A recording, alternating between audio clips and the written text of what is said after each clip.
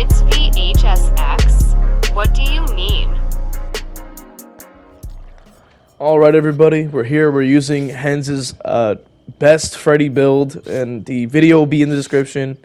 We have red paintbrush, Z-block, pain res, corrupt intervention, grim embrace, and NOED as well. We're diving into Bad in Preschool 5. If you want to see the build that Hens was using, we have the video in the description. As what Hens says is he considers the best build for Freddy, so we're just trying it out for this video.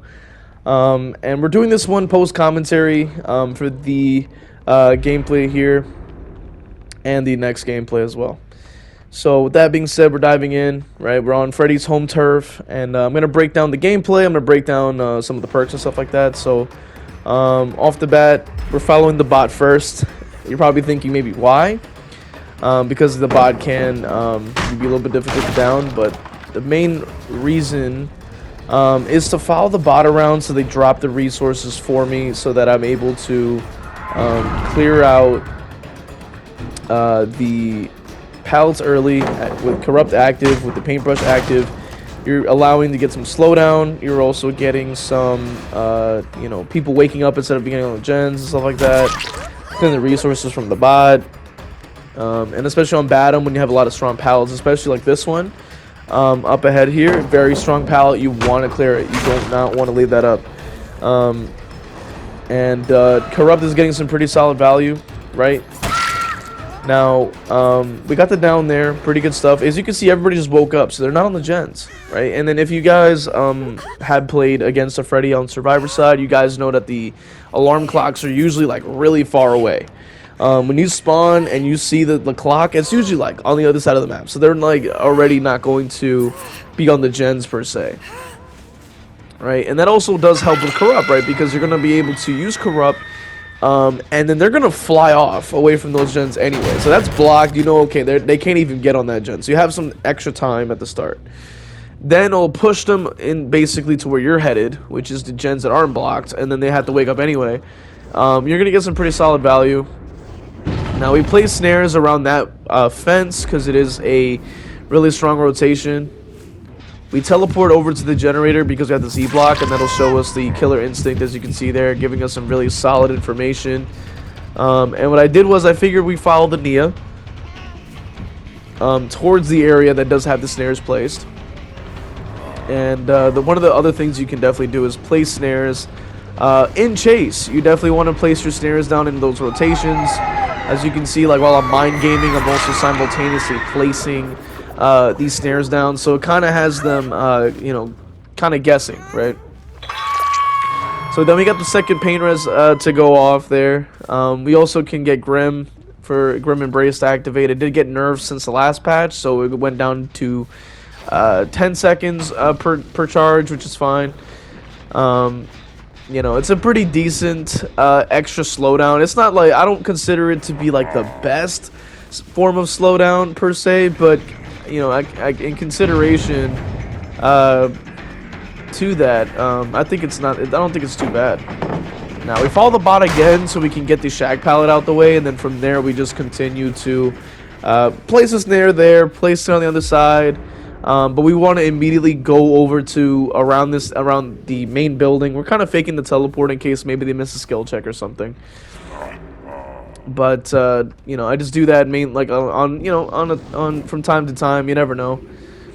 I would say while you're approaching a generator, sometimes it's good to fake the teleport to get them to fly away from it and kind of be able to see if, like, without having to be so close to the generator, see if there's anybody there. Now I did notice somebody was here. I did see the scratch marks on the wall, like actually before I had went down the steps. And from here we were able to just go ahead and place down some more snares. Now we have chased this Nia before, so we're not going to get any value from the two perks, but it is still good just for pressure. She did fall asleep, so that's good for me. We know that we just placed a snare there. She flies into it, and now she's getting hindered, medium vaulted, and then ends up getting hindered again. So these are a lot of things that you can consider when playing Snare Freddy.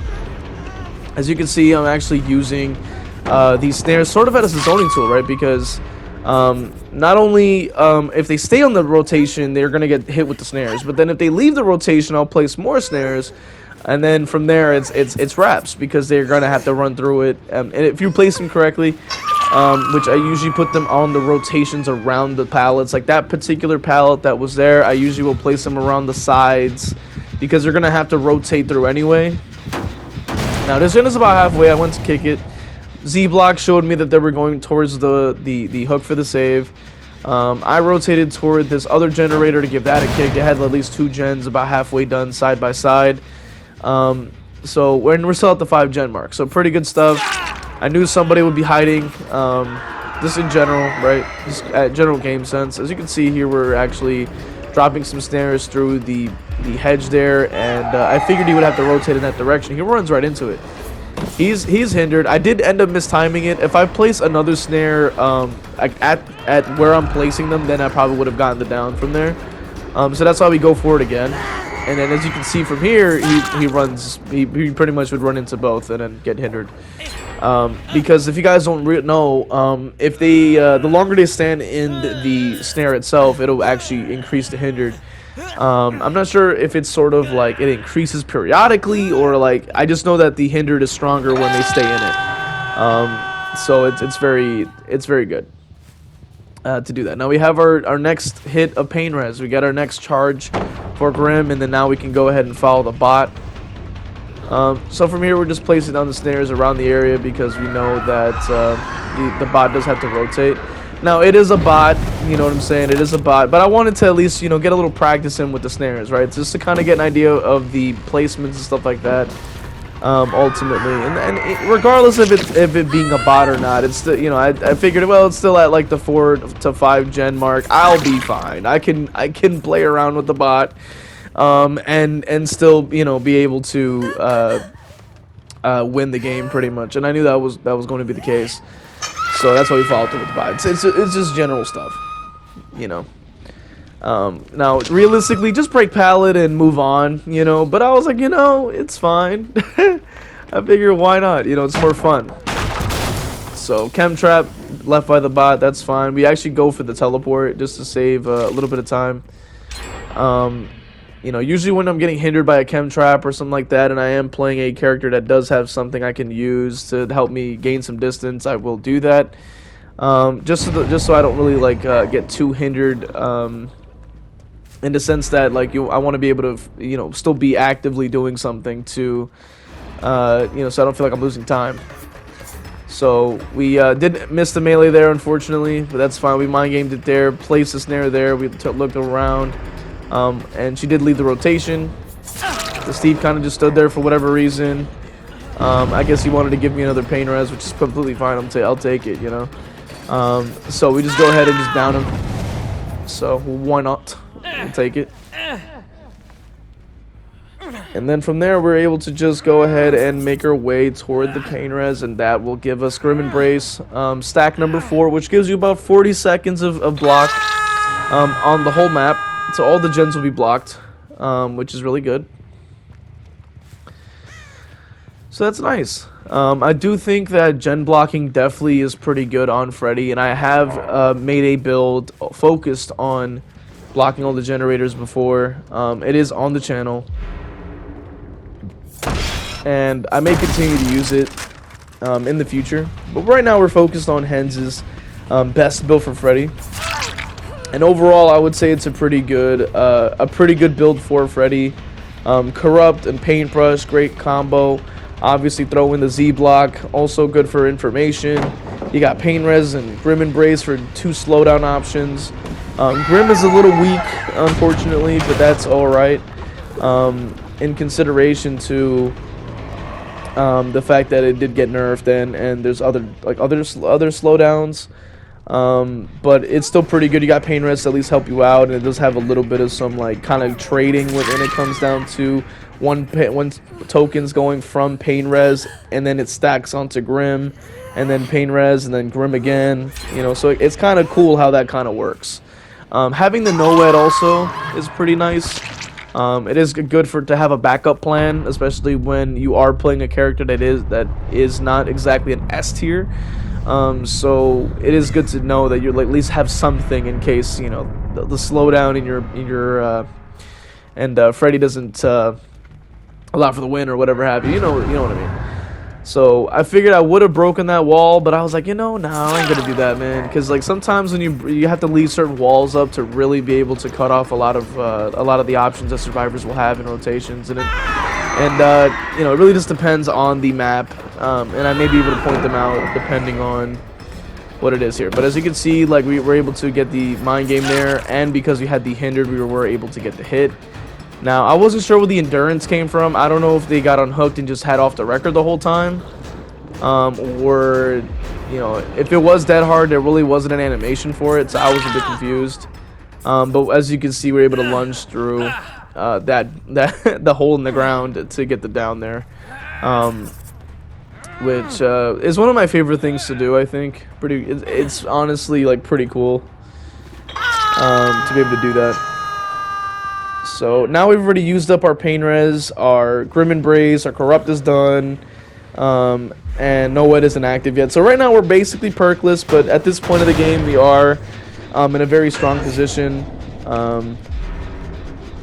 Now one thing I'm going to mention also that I like to do is if I know a survivor is in a locker, whether it be DS, head on, whatever have you, what I'll do is I'll actually place a snare at the locker. And so what that does is when they jump out for whatever reason, if they jump out or have to or like we'll try to like dodge a hit or something like that, it does mean that they are hindered when they go to do that, right? So that means that when they drop down or they jump out, you'll be able to slow them down just a little bit. It's like a very small thing you can do. But it could be relatively important to do, especially if you know that they're asleep. It may not work on decisive though, because in order for that to activate, they have to be hooked, which means they're awake and all that stuff. But if it is head on or anything like that, if they do land it, they are going to be hindered. So that does mean you maybe get a little bit of extra distance. So little tidbit, I tried it out in an actually different video actually. So that's pretty cool. So we were able to clear out about 3 survivors. We're giving the Shack Gen a kick, and we pretty much got the 3K here. The hatch does end up spawning pretty close, so we're able to close it, and then we have no wet activating, which is pretty cool because you also get an extra 4% of movement speed. Which is, it's pretty decent. It's not really, you're really using the NOED for the expose map wide anyway, which is fine. So now we're just kind of rotating towards the gates. Now what I do with the gates, I place the snares there. If I see that they're asleep, I'll place the snares on the gates. But that pretty much is the end of Renato hiding behind that hedge there. And we'll go ahead and just look at the build and jump into the next gameplay. So those are the builds, and we can go ahead and dive into the next game, where they did actually bring an offering for Auto Haven Wreckers. So we're at the Wreckers Yard. Pretty decent map for Freddy, actually, surprisingly, right? Now, with that being said, right, we have the paintbrush add-on. That means that all the survivors are going to spawn in asleep. Great way to start. Corrupt also, so you can have your setup going. Pretty good synergy going on there. We get the pretty good hit on the white through that pallet there. We got lucky with the pallet priority that time. It's a little rare sometimes nowadays, but it is always good to go for it just in case you may get lucky. And plus you also get the resource out, which is pretty solid. So we're placing the snares around the window vaults of the TNL. That's usually so that when they are asleep, they run through and they cannot fast vault, which allows you to get a hit. It's the same effect that you'll get with Clown if you place your pinks bottles or around the windows and they run through. They won't be able to fast vault, which allows you to be able to reach, be able to not fast vault, which means you can hit them. And getting those hits is important, especially with an M1 killer. So Painter's activates, We got Grim now. We're going to try to actually teleport over to this particular generator because I figure it's the farthest away from the action, which would be the highest chance of somebody, you know, working on that generator. And then from here, we're you know, dropping a snare out the window, dropping one at the doorway, you know, just trying to stack on that hindered. If they do decide to make that rotation, they end up healing the Dwight. So I figure, well, we have an option. We can either go after Dwight or we go after whoever's in front of me. We go after the Lori because they are asleep. They do vault towards me, meaning I get a free hit, and then we continue to follow through, which from here, we tried to fake the teleport here. Well, not fake the teleport, I should say. We actually committed to the teleport because they actually did stay inside of the shack. So for those of you who are starting out with Freddy, utilizing your teleport cancel is going to be one of the most important things to utilize, because with the Freddy, you want to be able to use everything you got to be able to get its, you know, the best advantage that you possibly can. So in that instance, you know, the idea would be that they vault back out towards you, but because they didn't, I figured I would just commit to the teleport and see what the Lori does, which apparently was to stay in there. Now, I did see that the Nancy was going to make the fast vault, so I switched over to the Dwight. He did go for the fake, but it didn't work. So I just got the hit, and I replaced the snare by that window again if he does want to go for that vault. He's asleep, so he's going to be affected by it. He has no choice because either, like, both windows have a trap. And then we just go for the pickup again. Meaning that we're able to get some really solid pressure because we got one person on a hook and another person getting on one. So they're still having to save, and then this guy's on the on his second hook. So really solid pressure at the 4 gen mark. That's pretty much what we want to see. I will say I'm playing quite well. The build also does complement because we are using some really solid perks, really good for slowdown and stuff like that, especially.